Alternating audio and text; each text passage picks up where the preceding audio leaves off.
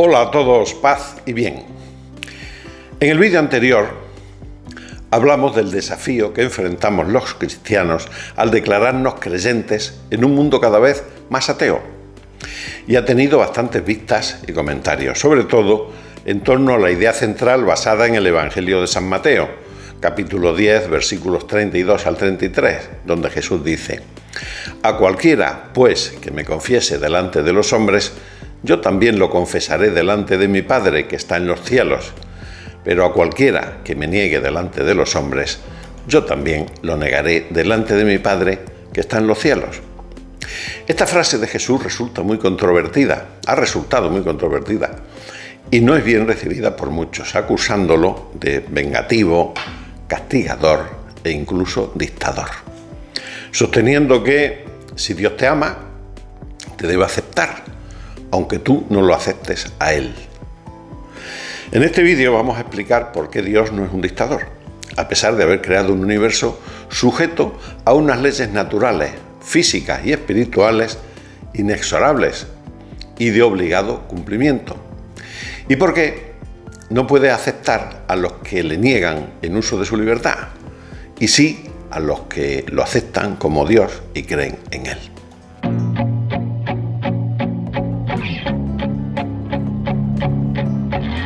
Decir que Jesús, Dios, es un dictador podría considerarse como una blasfemia dentro del cristianismo por varias razones, ya que la figura de Jesús, tal como se presenta en los evangelios y en la teología cristiana, está completamente en oposición a las características asociadas a un dictador, lo que supone una falta de respeto o irreverencia hacia algo que los cristianos consideramos sagrado.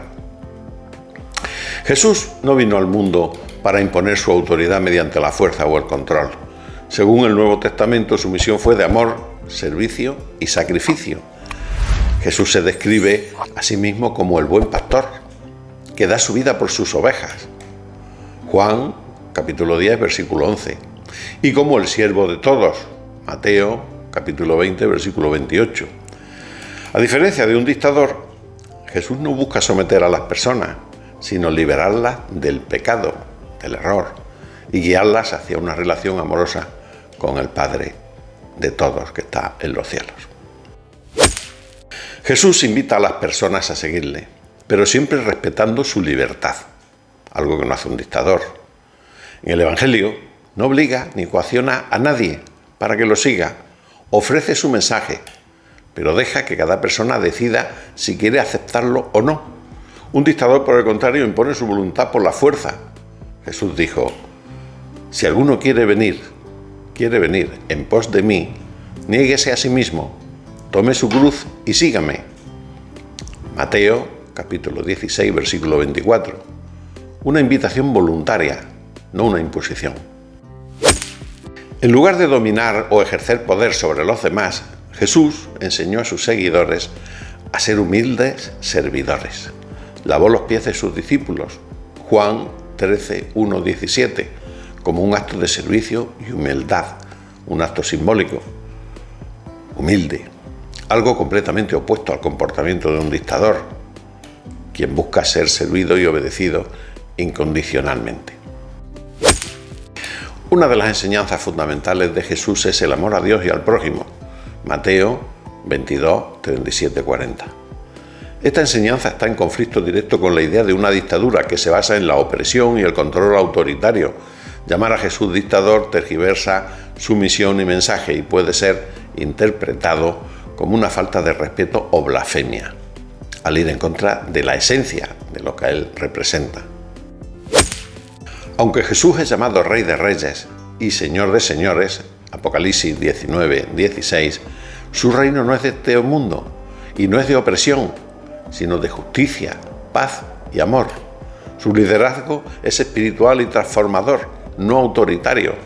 Su mensaje central es el de la salvación y la reconciliación con Dios, después de la expulsión del paraíso del hombre, no el de gobernar mediante el miedo o el poder político. En conclusión, describir a Jesús como un dictador no solo va en contra de su imagen y enseñanzas en la fe cristiana, sino que también distorsiona profundamente su misión de amor, servicio y redención. Para los creyentes tal afirmación puede ser vista como una blasfemia, ya que atenta contra la esencia de su carácter divino y el propósito de su venida al mundo. ¿Vivimos en el espacio de 3 dimensiones o en un hiperespacio que aún no entendemos? El heptacordo de Apolo, las 7 dimensiones de la realidad, de venta en Amazon. Pero es verdad que la realidad, tal como la conocemos, y las leyes naturales que Dios ha establecido, parecen funcionar con una firmeza que no admite excepciones. El ser humano está sujeto a esas leyes, desde las leyes conocidas de la física, como las de la gravitación universal de Newton, las leyes de la termodinámica, la de acción y reacción, etc., hasta las leyes morales inscritas en su corazón, en el corazón del ser humano. Esto puede llevar a la impresión de que Dios ha creado un sistema rígido, casi mecánico, una matriz, podríamos decir, en el que hay consecuencias inevitables por la desobediencia o el mal uso de la libertad, si no te atienes a estas leyes. Y efectivamente es así. Sin embargo, hay matices importantes a considerar en esta cuestión. Las leyes naturales no fueron diseñadas para castigar, sino para mantener el orden y la armonía en la creación. Dios estableció un universo, creó un universo, con reglas coherentes y previsibles, lo cual permite la vida y el desarrollo. Por ejemplo, la ley de la gravedad no es un castigo, pero si alguien la desafía lanzándose de un edificio, sufrirá las consecuencias. De manera similar, las leyes morales funcionan como una guía hacia una vida plena, no como una amenaza de castigo. Y este es un punto muy importante que nuestra sociedad no entiende y se salta continuamente para su propia desgracia. Desde esta perspectiva, Dios no impone castigos de manera arbitraria, sino que permite que las consecuencias de nuestras acciones sean una forma de aprendizaje y desarrollo. La realidad es tu maestra. Las leyes naturales nos enseñan sobre los límites y la responsabilidad, pero no son dictaduras en sí mismas, son leyes. Podemos decir que son imperativos categóricos, como diría Kant, para la existencia y funcionamiento de todo. Si no, sería el caos. En términos morales, lo que a menudo interpretamos como castigo no es necesariamente un acto directo de Dios, sino una consecuencia natural de nuestras decisiones. Si una persona actúa de manera egoísta, lastima a otros y vive alejada de los principios morales, tiene que aceptar las consecuencias emocionales, psicológicas y sociales de sus actos, de su elección inmoral. Esto se parece a lo que en filosofía se llama el imperativo categórico, como hemos dicho anteriormente, de Kant, en el sentido de que ciertos principios universales, como la justicia o la verdad, deben aceptarse como norma moral de conducta porque están inherentemente ligados al bienestar humano.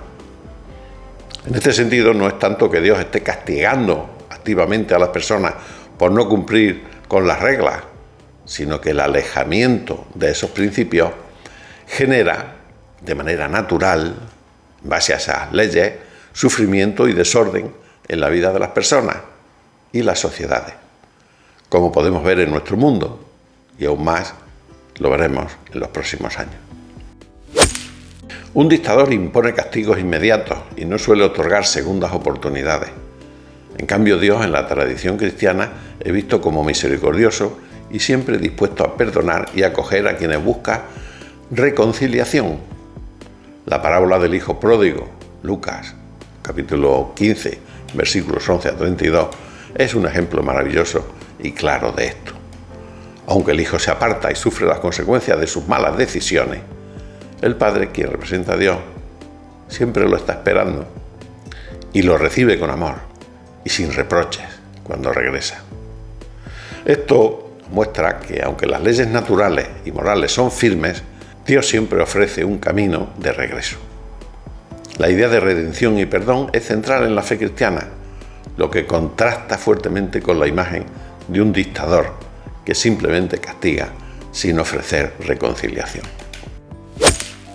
Dios no creó las leyes, ya sean naturales o morales, para limitarnos o castigarnos, sino para que podamos vivir de manera plena. Las leyes naturales permiten la vida y la estabilidad en el universo. Las leyes morales, por su parte, están diseñadas para promover el bien común y la realización plena del ser humano. Siguiendo estas leyes podemos encontrar el verdadero sentido de nuestra existencia. Siguiendo estas leyes. El castigo o las consecuencias negativas surgen cuando nos apartamos de este orden natural y moral, pero el propósito original es siempre nuestro bienestar y crecimiento. No es una imposición dictatorial, sino una guía hacia la plenitud de la vida. Dios respeta profundamente la libertad humana, aun cuando eso implique que las personas sufran las consecuencias de sus propias decisiones. Tu realidad es tu maestra, como siempre decimos. Un dictador quitaría esa libertad para evitar el error, pero Dios permite que el ser humano escoja su propio camino, incluso si ese camino conduce al sufrimiento, ¿sí?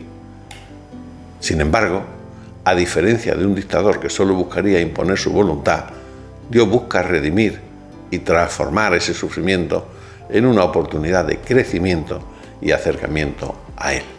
Y aquí está un gran misterio. El sufrimiento siempre es transformador. En la Biblia, el castigo de Dios no es simplemente un fin en sí mismo, más bien tiene un propósito correctivo y restaurador, como hemos dicho. Por ejemplo, en el Antiguo Testamento los profetas advertían a Israel de las consecuencias de alejarse de Dios. Lo mismo que ahora, igual que ahora, nos están advirtiendo con lo que viene. Pero esas consecuencias siempre tenían el objeto de llevar al pueblo de vuelta a la fidelidad, de llevarlo por el buen camino. En el Nuevo Testamento, Jesús habla del juicio final, pero siempre en el contexto del amor y la misericordia divina. En resumen, aunque las leyes naturales y morales que Dios ha establecido pueden parecer rígidas o inexorables, no debemos interpretarlas como mecanismos punitivos, más bien son parte del diseño divino para guiarnos hacia una vida plena. Si no existiera en el universo sería un caos. Dios no es un dictador porque su objetivo no es el control, sino el amor, la libertad y la redención. Las consecuencias negativas que experimentamos al alejarnos de sus leyes son una invitación a reflexionar, cambiar y volver a la relación con Él, no un castigo sin posibilidad de redención. Porque, y esto es lo que más importa y lo que explica todo, todos los seres humanos somos miembros del cuerpo místico de Cristo. Estamos llamados a ser miembros del cuerpo místico de Cristo, como viene a decir San Pablo en Corintios capítulo 12, versículos 12-27. Es decir, y este es el gran secreto. Dios, podríamos decir que es un egregor, es el gran egregor, y todo el universo, visible y no visible, está integrado en Él. En Él vivimos, existimos y nos movemos. En el uno, que es Él. Y cuando lo aceptamos, creemos en Él y seguimos sus leyes naturales y espirituales, Él también nos acepta como células de su cuerpo místico. Y cuando no lo aceptamos y lo rechazamos, somos como un cáncer para Él, ¿sí? Como las células de nuestro cuerpo que van por libre y no siguen las leyes establecidas, constituyen un cáncer para nosotros. Y por lo tanto, no nos puede aceptar. Como nadie en su sano juicio va contra su propio cuerpo, se corta un miembro y lo tira, o acepta miembros o células cancerosas, sino que nos cuida a todos con cariño y procura que no se pierdan por el camino y muy al contrario, vayan por el camino recto.